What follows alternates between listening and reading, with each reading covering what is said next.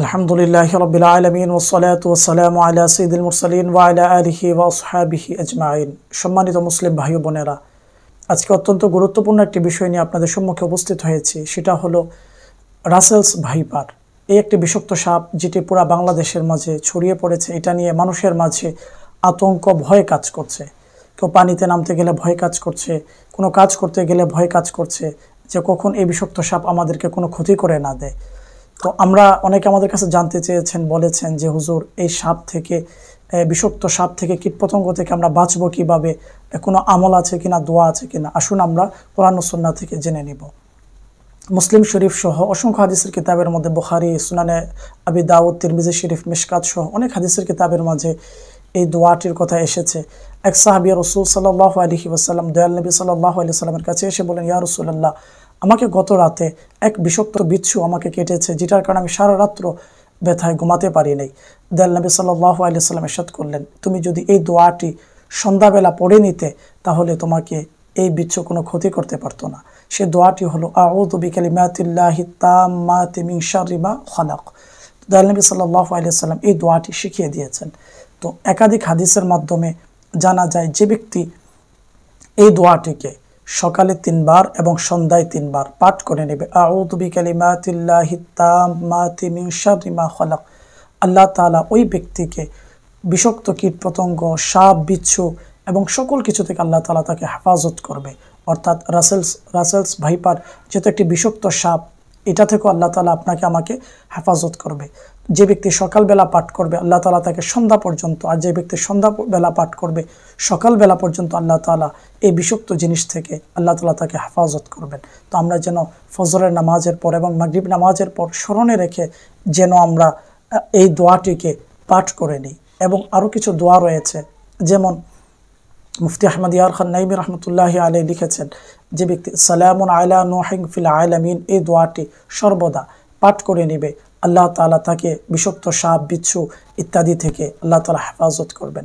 এবং বিশেষ করে যারা আমরা মাঠে কাজ করছি, কৃষক ভাই রয়েছে, তাদের জন্য এই আমলটি, মুসলিম শরীফের মধ্যে যে হাদিসটি রয়েছে, দয়াল নবী সাল্লাল্লাহু আলাইহি ওয়াসাল্লাম বলেছেন, যে ব্যক্তি কোনো জায়গার মধ্যে অবস্থান করার পরে যদি এই দোয়াটি পড়ে নেয়, আউযু বিকালিমাতিল্লাহি তাম্মাতি মিন শাররি মা খালাক, যতক্ষণ পর্যন্ত সে সেখানে অবস্থান করবে তাকে কোনো কিছুই ক্ষতি করতে পারবে না। তো যারা কৃষক ভাইয়েরা মাঠে কাজ করতে গিয়ে, পানিতে কাজ করতে গিয়ে ভয় পেয়ে যাচ্ছি, বা যে কোনো কাজ করতে গিয়ে আমরা ভয় পেয়ে যাচ্ছি, তো আমরা যদি শুরুতে এই দোয়াটি পাঠ করে নিই, ইনশাআল্লাহ আমাদেরকে কোনো প্রাণী, কোনো সাপ, বিচ্ছু, কোনো ক্ষতিকারক জিনিস আমাদেরকে ক্ষতি করতে পারবে না। তারপরে হলো আরও কিছু আমল রয়েছে যেগুলোর মাধ্যমে আমরা ক্ষতি থেকে বাঁচতে পারি। সেটা হলো, আমরা যখন রাতের বেলা ঘুমিয়ে যাব, তখন আমরা রাতের বেলা আয়াতুল কুরসি পাঠ করতে পারি। আয়াতুল কুরসি পাঠ করার দ্বারা আল্লাহ তাআলা আপনাকে আমাকে সারা রাত্র ফেরেশতাদের মাধ্যমে আল্লাহ তাআলা আপনাকে আমাকে সকল প্রকার মানুষ এবং জিন এবং সকল প্রকার ক্ষতিকারক বস্তু থেকে হেফাজত করবেন। এবং আমরা যদি অলওয়েজ, ইসলামের একটি উত্তম পদ্ধতি হলো সর্বদা ওযু সহকারে থাকা।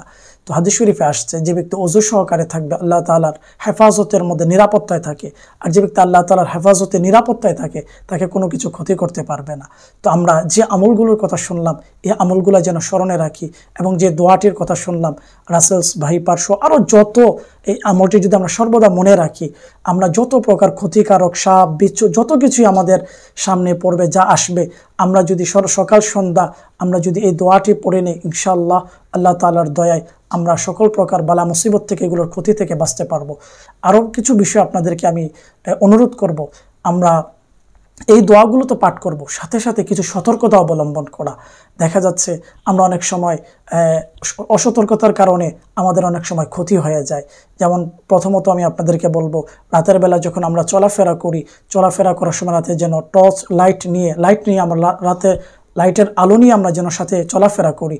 এবং যখন আমি কাজ করছি মাঠে, সেখানেও সতর্কতা অবলম্বন করা। যখন পানিতে নামছি, সতর্কতা অবলম্বন করা। বিশেষ করে বন্যার পানির সাথে এই সাপ বিভিন্ন জায়গায় ছড়িয়ে পড়ছে, সাথে সাথে আমরা যখন বাড়ির আশেপাশটাকে আমরা পরিষ্কার রাখি, এবং বাড়ির উঠানকে, আশেপাশে ঝোপঝাড় যেগুলো আছে সেখানে যাওয়ার সময় সতর্কতা অবলম্বন করি, এগুলোকে ময়লা আবর্জনার দ্বারা যেন না রেখে দেই। কেননা যেখানে ময়লা আবর্জনা থাকে সেখানে হিংস্র এবং বিষাক্ত কীট পতঙ্গ সাপ বিচ্ছু এগুলো এসে থাকে।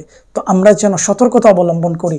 এর অর্থ এটা অনেকে বলতে দেখা যায় আল্লাহ তাআলা হেফাজত করবেন। অবশ্যই আল্লাহ তাআলা হেফাজত করবেন, কিন্তু আমাদেরকে সতর্কতা অবলম্বন করতে হবে। এক সাহাবী রাসূল দয়াল নবীকে এসে জিজ্ঞেস করলেন, ইয়া রাসূলুল্লাহ, আমার ওটকে আমি বেঁধে আল্লাহর উপর ভরসা করব, নাকি আমি ওটকে ছেড়ে দিয়ে রশিকে ছেড়ে দিয়ে আল্লাহর উপর ভরসা করব? তখন দয়াল নবী সাল্লাল্লাহু আলাইহি ওয়াসাল্লাম ইরশাদ করলেন, তুমি তোমার ওটকে বেঁধে আল্লাহর উপর ভরসা করো। তো আমরা সতর্কতা অবলম্বন করি যাতে করে কোনো ক্ষতিকারক বস্তু আমাদেরকে ক্ষতি করতে না পারে। আমরা যেন পরিষ্কার পরিচ্ছন্ন নিজের আশেপাশ এবং যে সমস্ত মুসলমান ভাই বোনেরা রয়েছে, যারাই রয়েছে আমাদের প্রতিবেশী, সকলকে যেন আমরা সতর্কতার কথা বলি এবং এই দোয়াটার কথা, এই আমলগুলোর কথা যেন তাদেরকে ছড়িয়ে দিই। এই ভিডিওটা যেন আমরা তাদের কাছে পৌঁছিয়ে দিই এবং মেসেজগুলো বেশি, এই ভিডিওগুলো যেন বেশি পরিমাণে শেয়ার করি, তাদেরকে যেন দিই, তারাও যেন এই বিষয়গুলোর প্রতি জানতে পারে। এবং একটা আপনারা আমার মাধ্যমে যদি একজন মুসলমান কিছু জানতে পারে এবং আমল করে, সেটা তার জন্য কল্যাণ হবে, আপনারও সওয়াবের মাধ্যম হয়ে যাবে। আমরা যা শুনলাম এগুলোকে স্মরণ রাখার এবং আমল করার আল্লাহ তাআলা যেন তৌফিক দান করেন। আমিন বিজাহিন নবীল আমিন সাল্লাল্লাহু আলাইহি ওয়াসাল্লাম।